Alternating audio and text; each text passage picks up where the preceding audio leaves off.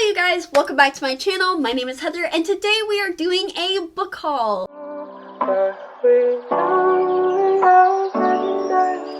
So I have acquired some books in the month of January, and from now on, hopefully this is going to be the last purchased book haul you see from me in a while. I am kind of going on a book buying ban. I hate to say book buying ban because that sounds so dramatic, and I mean, I always don't mind being dramatic, but sometimes I'm like, come on, if you want to buy a book, just buy a damn book. But I don't really have any more shelf space. I haven't read so many books on my shelves, and I just don't need to be buying books that I don't absolutely love when I can read them at the library, and then if I love them, then I can buy them. Do you see how much better logic that is?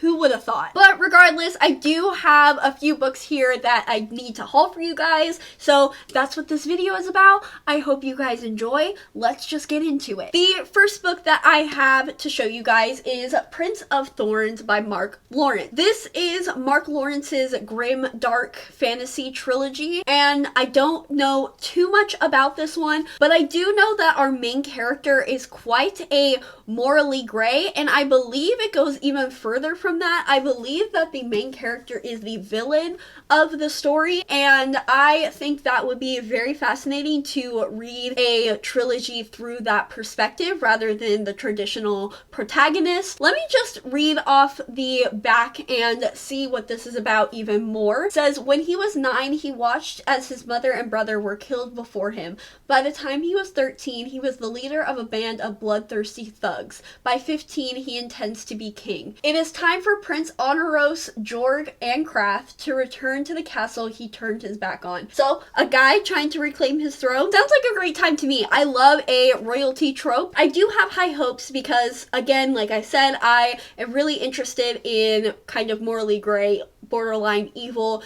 characters, and I do have Red Sister by Mark Lawrence, which I have started. I haven't finished it yet, but I do enjoy his writing style, so I have a really good feeling about this one. Now, the next book is one that I have extremely high expectations for, and it's honestly a 5-star prediction for me, and that is The Lies of Locke Lamora by Scott Lynch. There has not been a single person who has talked about this book and hasn't raved about it.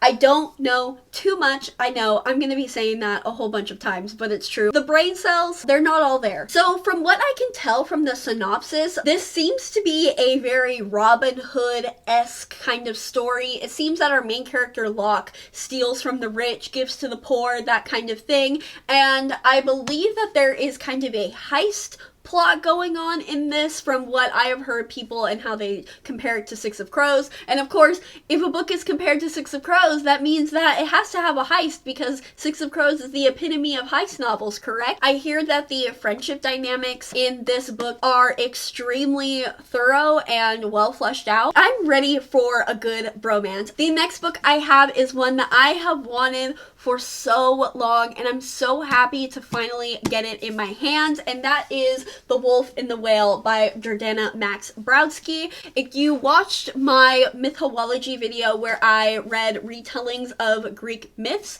you are probably side-eyeing me right now because I did not like her debut novel, which I read in that video. Go check it out. It's a great one. But I read a couple chapters of this book and I was completely enthralled by the writing and the atmosphere. I know that this is going to be a 5-star, if not a very high 4. This takes place, and bear with me as I kind of try to summarize this because I only read a few chapters. We are following this tribe of Inuit people who are the indigenous people of Greenland, I believe, or one of the Nordic countries, and our main character was supposed to be dead. They were born stillborn until this wolf spirit, who the tribe believes was their father, breathes life into them, and they become destined to be the tribe's new spiritual guide. And I believe that their current spiritual guide is dying or has died. Again, don't quite remember. And this is a historical historical fantasy, kind of recording what might have happened when the Vikings and the Inuit people had contact with each other, because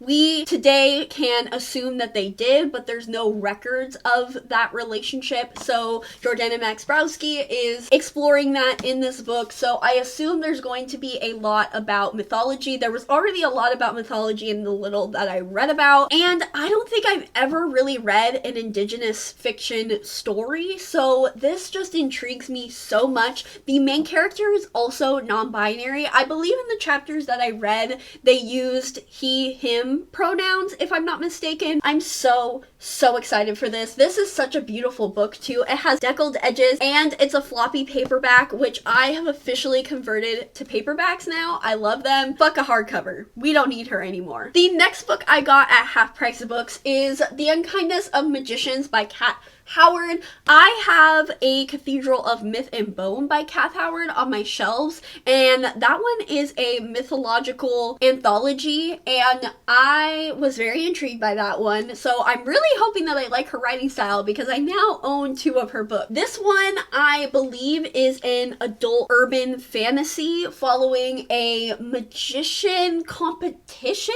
and I think it's like underground New York City, so it's kind of giving me Mortal Instruments vibes, kind of giving me The Magicians vibes. I know that this is either a love it or hate it when it comes to people. I'm not a huge urban fantasy kind of gal. I'm more of a all or nothing. I want the highest of fantasy. I want it to be the most immersive, but I've also never really read a book with magicians as the main characters. I mean, unless you count Harry Potter, but I don't know. I think this might be a good one, and if it isn't, well, I tried, and that's all you can hope for. The next book I have is Angel Mage by Garth Nix. So this one I have read half of it, but I had to turn it into the library before I could finish it, and I was enjoying what I was reading. And again, say it with me, the cover got me. This cover is stunning. It has such a multi-chrome kind of feel to it, and I love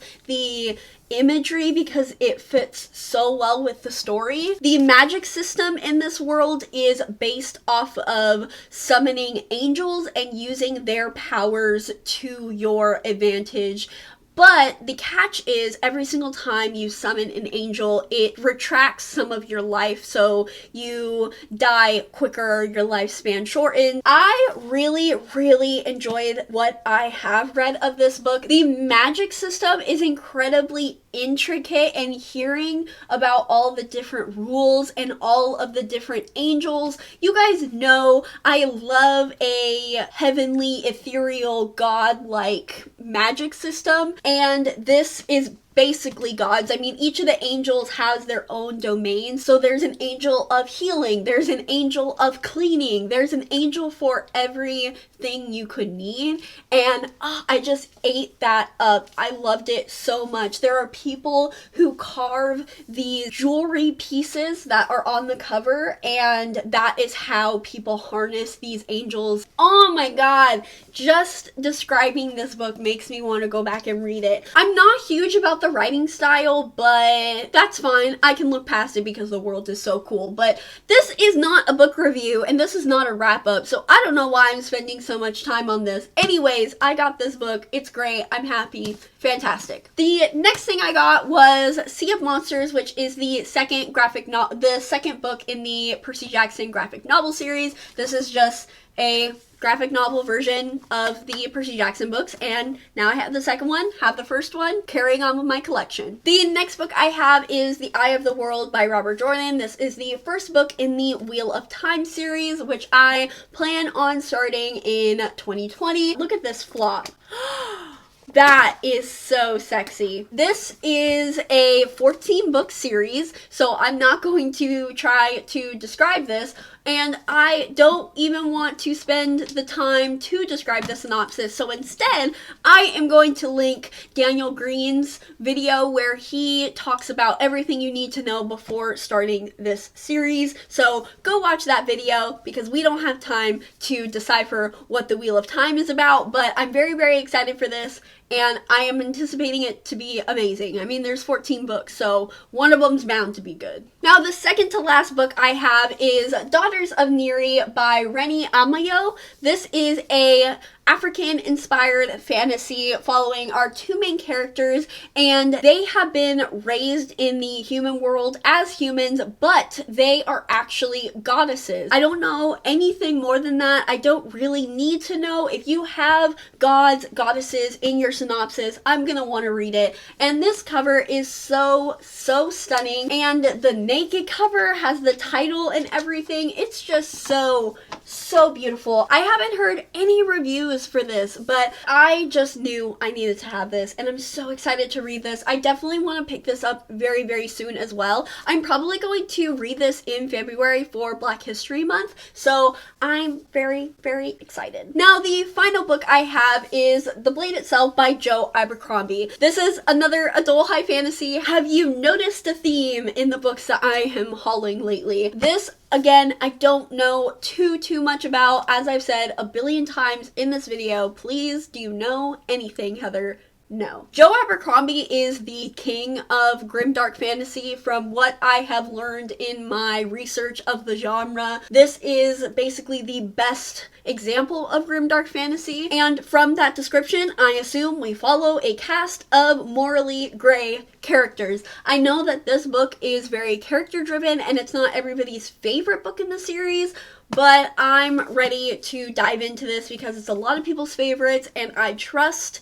the people of the adult fantasy community, and I just have a feeling that this is going to be great. And again, a floppy paperback. How can I ever be a hardcover girl? Like, this is so satisfying. Love to see it. Alright, you guys, so that is going to do it for this video. If you are interested in any of the books that I list here, definitely go check my Amazon affiliate link below. It doesn't cost you anything extra, it just supports me and this channel. Other than that, let me know down below what your recent book purchase was. I hope you guys enjoyed this video, and I hope you have a wonderful rest of your day. Bye!